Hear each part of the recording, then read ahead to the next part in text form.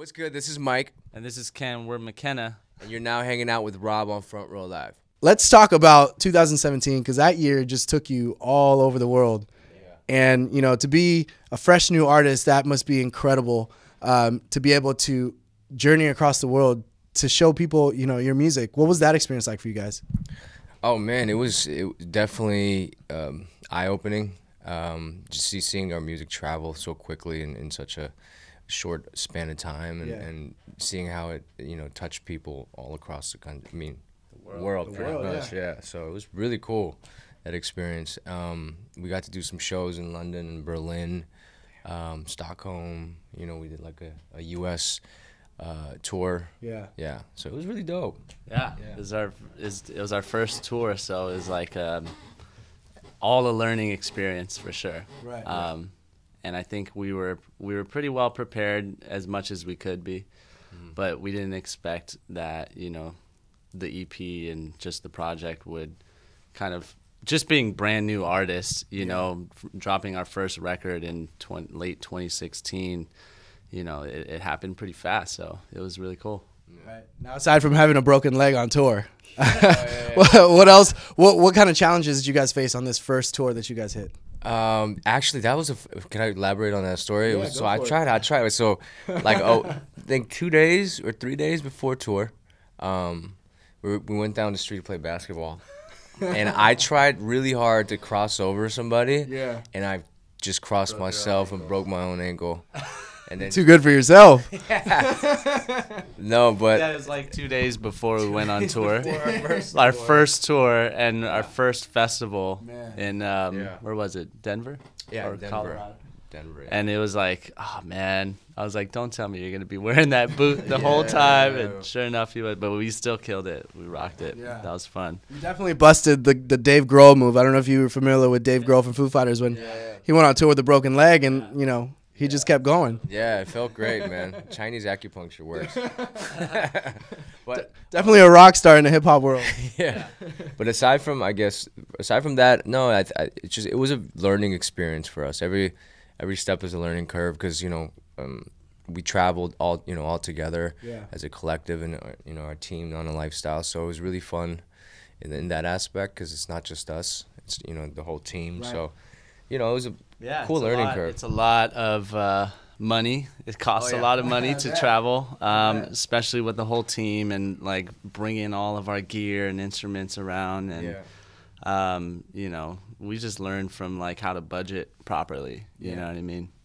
But that was pretty much, other than that, it was all pretty smooth. Selling tickets is a whole different beast too than like selling songs. So trying to get people to come out to shows in cities that you've never been to and you don't know anybody in that area. It was like really eye-opening to see like, wow, we actually have supporters like all the way, you know, across the world. So that was the only challenge though, is like, I feel like, you know, learning how to connect with all the people outside of our circle. Right. Yeah. You know what I mean?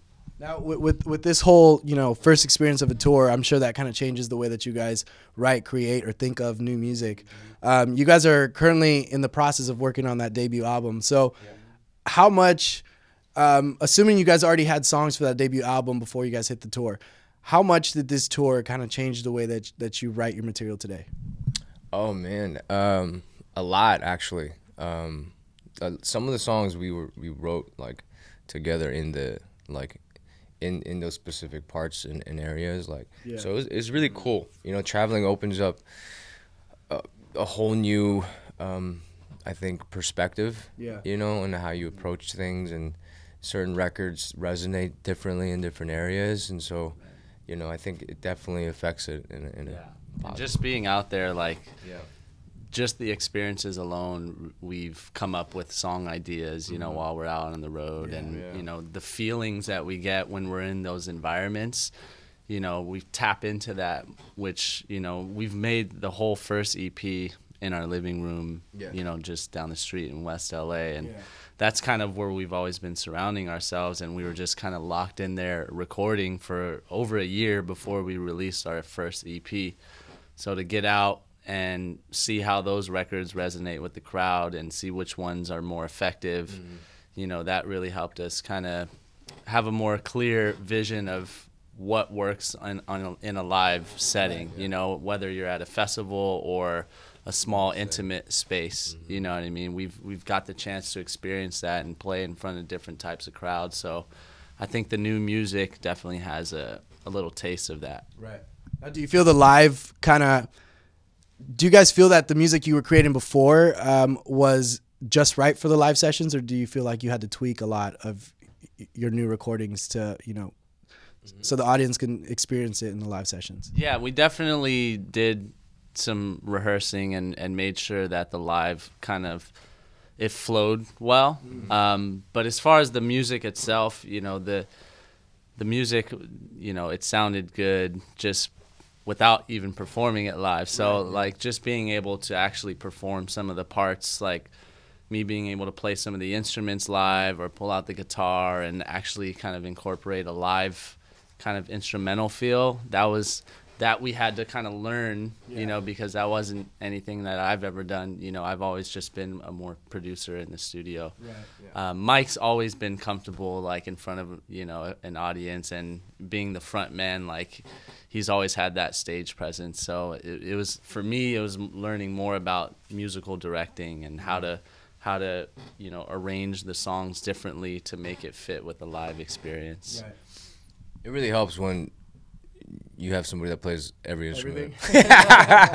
You know, like it definitely helps, and you know, we can't wait to you know, further that and have a full band, you know. But it's just for now. I mean, this guy does it all. Yeah. So no, I know, like, that's, you know, that takes a toll doing all of that, but I don't see anything wrong with that. I think I appreciate, like, there's an artist right now, Griffin. He's an EDM artist, and you know, he does his DJing and stuff, and at the same time he rocks out with his guitar on stage. And I like when an artist can dabble on so many things live.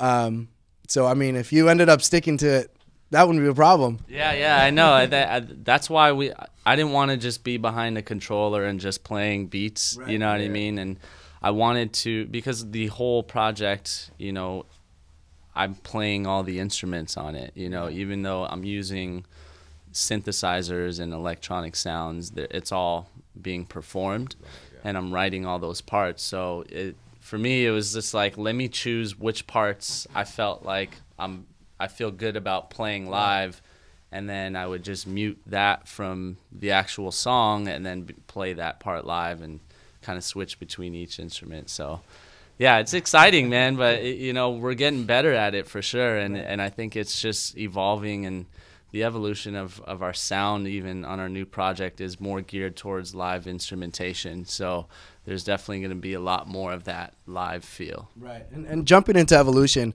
50/50 dropped in 2016, but it's still a fresh sound.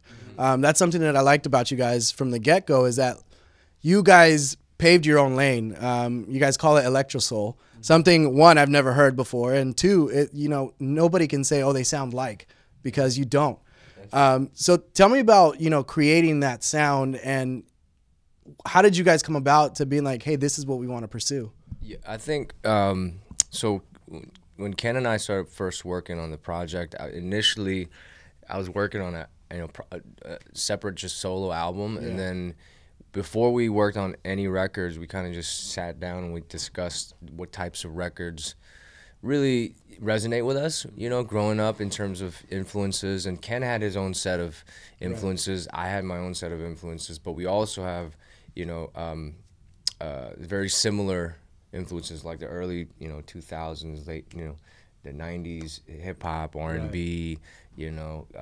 Ken has a very musical background growing up. You know, his dad used to play the guitar and, you know, played a lot of classic rock. Yeah, our influences came from all different places, so we really sat down and kind of talked about what our favorite songs are, or what type of vibe we're on. And you know, both of us growing up in LA and kind of close to the same age, we grew up around the same types of things and the same culture. So a lot of that, you know, like West Coast hip hop stuff has been kind of a foundation, as well as like R&B soul stuff. So Huge fans of like the Neptunes and you know what I mean, that vibe, and Jay-Z and Neptunes vibe. Right. And then that's when hip hop was real.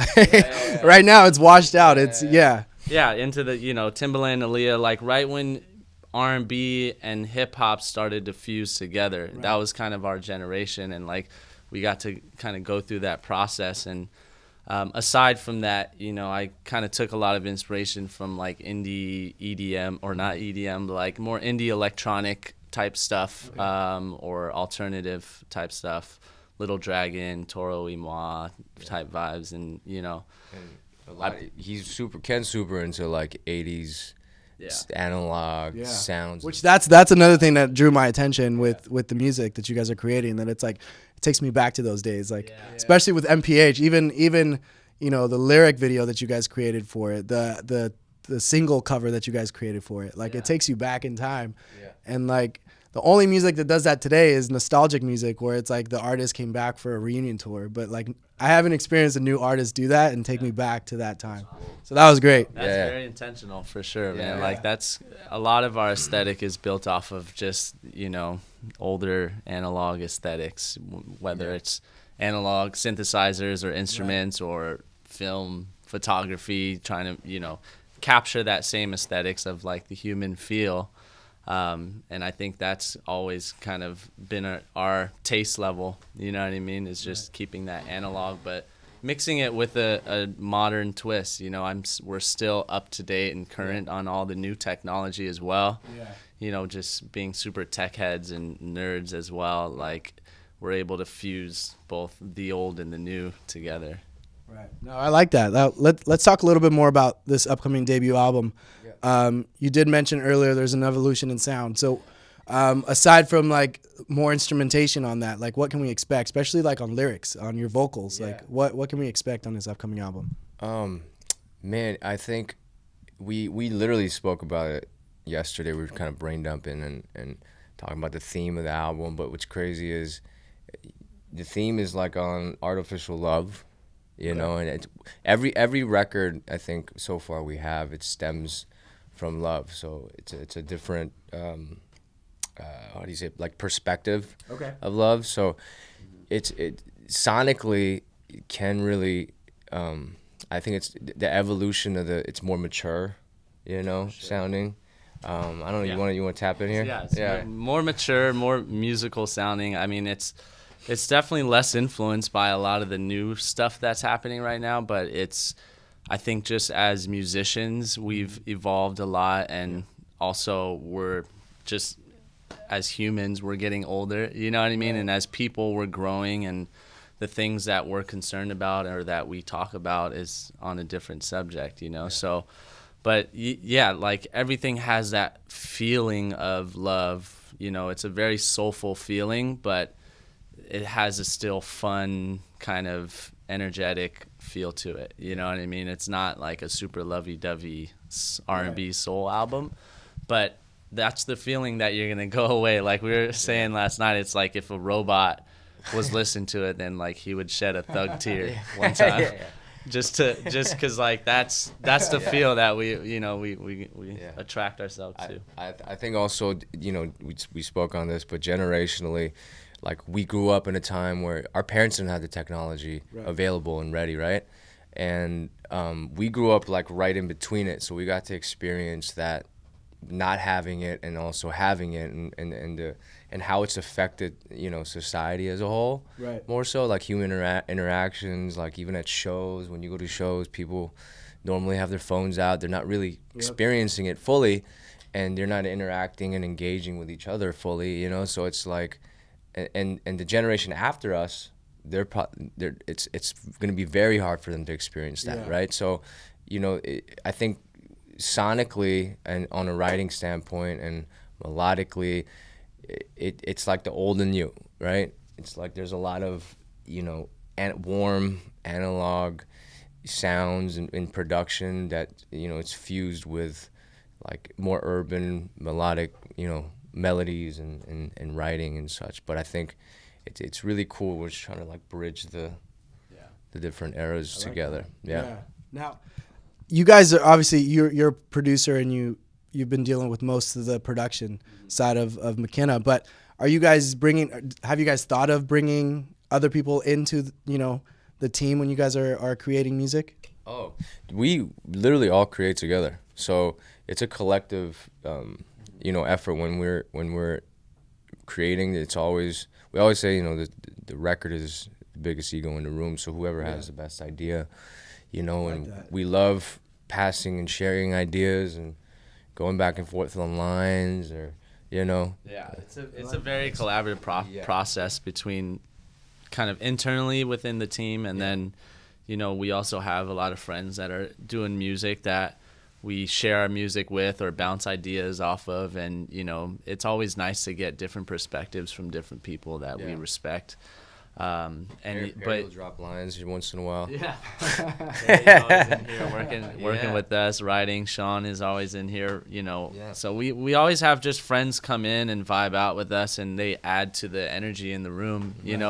Even if they're not necessarily playing an instrument or writing a lyric, it's just the conversations you have or the experience you're having, the vibes that we create in the studio is contributing to the feel of the record, So, but as far as like collaborations, we also, we do have a couple features that we have on our project, and we've worked with other producers that we've worked with in the past as well, but we definitely are looking to kind of make it bigger. There's only so much that we can do just by ourselves, and as we start to bring more people on, it's going to start to evolve. You guys have also like co-written and co-produced for other artists, both small artists and and major artists. When you guys do that with another artist, knowing that song or that track is going to be for someone else, how does that affect you when you guys come back to your studio to write and create your craft? Yeah, a lot of times we don't necessarily know it's going to be for someone else too. Sometimes we just create songs and then play it for other people, and they happen to like it, or it might fit on another person's project, or it doesn't necessarily fit the MIKNNA sound, because we're always creating, we're always writing, and not everything that we make ends up going through MIKNNA. So we just have a catalog of music that is ready to go if people are if it connects with someone else, or if someone can make that record better. But it is a challenge. We have in the past written for other artists and, attempted to create records for someone else. And it's different. You have to kind of put yourself in a different mind space, and you have to kind of understand where they're at and what their capabilities are and where their pocket is. And, you're not doing anything that might feel comfortable, to us melodically or vocally. So you got to keep that all in mind as well. Yeah, that's really important, because it's got to translate at the end of the day. Whoever is the artist and the singer needs to be able to act out that part, So we think of it as it's a movie, it's a script, and if that script isn't for that particular person, or you got to cast someone else for the role, you know what I mean? It makes perfect sense. It makes perfect sense. Now, for those that haven't heard of you guys before, first listen. What is it that you guys would like, new listeners to get out of your music, or out of MIKNNA in general? Man, I think we were told this, but they said when they hear our music, like someone said to us, it was like, yo, like I get this feeling when I listen to your guys' music. It's something that I've been missing.